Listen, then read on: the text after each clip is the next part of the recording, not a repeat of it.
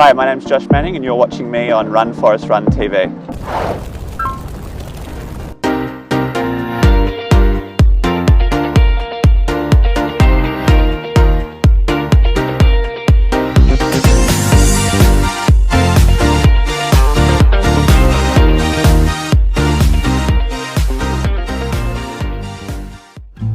Hi, I'm Josh Manning, I'm 26 and I'm a long distance runner. I'm training for Sydney Marathon. It's coming up in just about 7 days.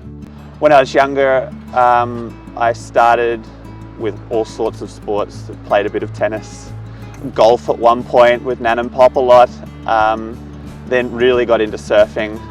Surfing was, and still is, probably one of my favourite sports, but it got a bit to the point where I didn't like competing in it, and too subjective. One person thinks is good, another isn't. And then Dad actually did an Ironman, and we're just watching him do that Ironman, and I was like, said to Mum and Dad, well, I didn't say to Dad because he was out doing the Ironman, but I said to Mum, I'm going to win an Ironman one day. And then that kind of snowballed, started doing triathlon and really got into that, but had a pretty bad bike accident when I was about 14. And the doctors sort of said, you know, another knock to the head like that's probably not going to do you much good, so maybe don't. And it just destroyed my confidence riding down hills. And lucky I'd always loved running more, and that sort of got me into running. And distance running was always what I lent to the most. So at 15, I did my first 50k ultra marathon through Nerang, which probably wasn't the best idea, but it really ignited that passion for distance running. And then after that did 2 marathons, and then now over the last couple of years I've decided to start working on getting faster, the shorter distance stuff, and that's sort of gotten to where it is now, where it's all running now. I started art. Well, I've always liked art, just colouring in when you're a little kid and all that kind of stuff. And then I can't remember when it was, probably a couple of years ago, Mum was like, oh, do you want to do some art lessons? Because I was homeschooled, well, this was a fair while ago now, and started doing some art lessons. And the person I was doing art with brought some really easy little pictures, because I love big cats, of some cheetahs to draw. And she had one picture that was really realistic and really hard, looked really hard, and she was like, oh, well, we'll leave that one for a while, let's just do these ones. So I was like, no, I want to do that one.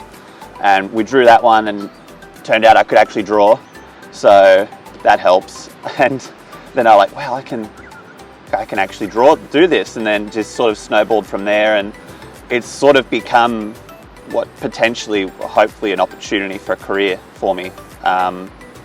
And it lets me run as much as I want to run, lets me do whatever I want to do with that, and keep trying with that as long as I want to. It'll potentially let me work for myself.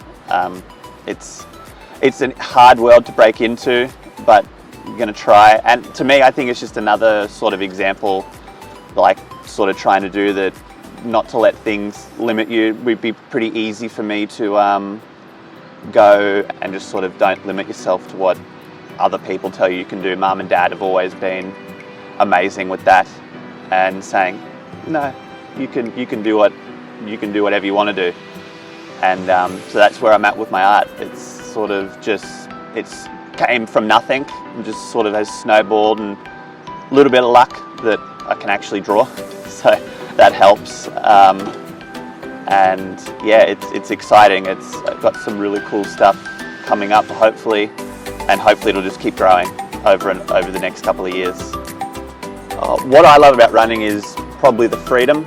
You know, it's pretty cool to be able to just put on a pair of shoes and just go wherever you want to go. Especially the running I like to do. It's you know, the further the better. So you can get a lot of places pretty quick, and it's all on the power of your own 2 legs. And then also just trying to push yourself, see what you can do. But probably the biggest one for me is it's always been first across the finish line. There's no one judging a score and that decides who wins. It's you come the place that you come across the finish line. If you come first, you're first. If you come 40th, you're 40th. And even if you are 40th, you can still be trying to go as fast as you can, and you'll have won if you've done a PB. So, yeah. From the outside, running's a pretty individual sport, but if you don't have that team behind you, for anyone, whether or not you just want to finish a marathon or you want to try and win the marathon, you're not going to get very far. For me, I'm coached by Ryan and Genevieve Gregson. I've been working with them now for about 2 years, and it's been going really well. I do the most of my training with the Norths crew up at the Spit, Kyle, Rini, Tennille, that group of people, and then some running with the Rat Pack. Mum and Dad are always an important part.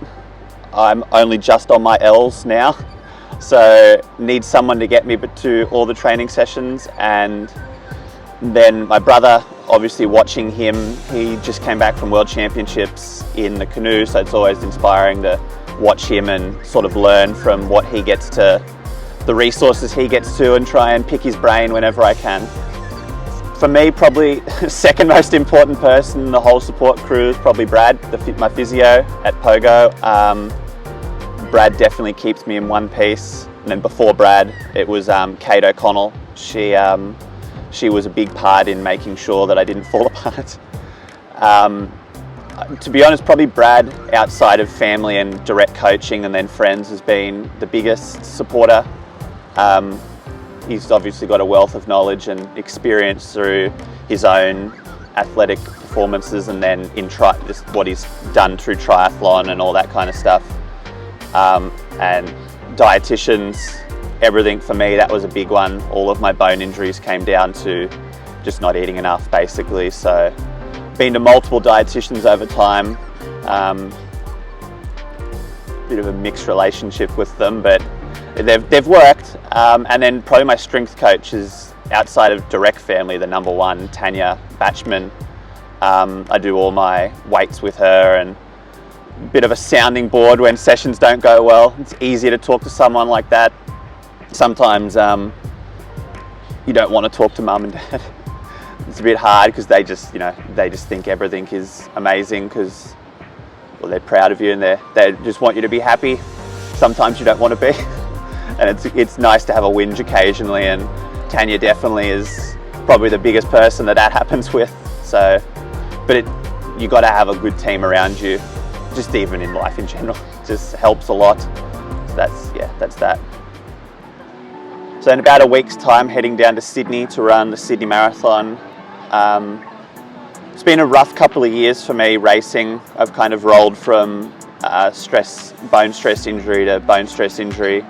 And it's kind of taken a bit of a toll on my fitness. So this year's all sort of been about building consistency and just getting back. So as much as I'd like to say I'm going to go down to Sydney and try and belt out a big PB, it's probably more about, in Sydney this year, just going through the process and having a really good, strong race, and the time will be what it'll be. If I do everything right, it'll be a PB. If not, just keep learning. That's the biggest thing. Is for me, I need to race more. So that's Sydney's the first step, doing Melbourne a couple weeks later, and then sort of at the moment trying to build out the rest of the year, trying to race minimum of once a month across anything that I can find. So I'll do some track running, as much road running as I can, because that's definitely my favourite, and then might even go onto the trails for a little bit of that, just something different, something completely fun with no expectation. My long-term goals in running are kind of always changing. It's definitely over the next couple of years I want to see how fast I can get over 5 and 10k. Then I'll move back up into the half marathon. I've just gotten, in the last 12 months, the Virtus classification, II2 for the Virtus World Games, which is it's kind of trying to expand on the Paralympics for a couple of categories that don't quite get in yet, arguably should, and in the future they might, but this is sort of the first steps. I'll try and do some of that, probably half marathon world champs for that in a couple of years. And then I'll move back up onto the road in the marathons. And then I don't know where I'll go from there. It'll be, to be really honest, if there's one thing I've always been able to do, it's just keep running. So I imagine that ultra marathons will be in there somewhere. They're definitely very tempting now, but definitely have to just let my body absorb more load over the shorter distance and be injury free. So I'm pretty focused on 5-10K at the moment and having a lot of fun with it. And then just see where I get to. It tends to change all the time, and I think that's one of the more exciting things about it. It's just sort of keep on going and see where it goes. I reckon living and training on the Gold Coast is probably one of the better spots you could, especially in Australia.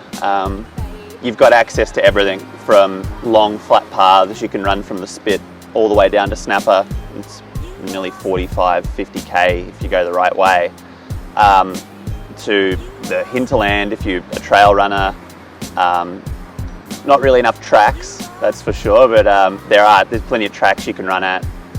It's just the weather is perfect. It's hardly ever raining except last year, and it's hot in summer.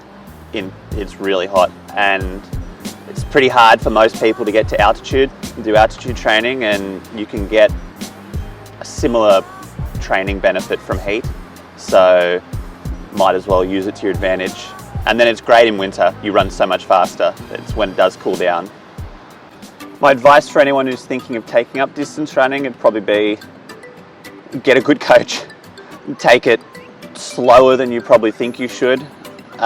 More is not always better, and easy should be easy. If you're meant to run easy, you can't run too easy. You'll run faster when you run hard, if you run easier when you need to run easy. But yeah, good physio. Listen to your body would be the big one.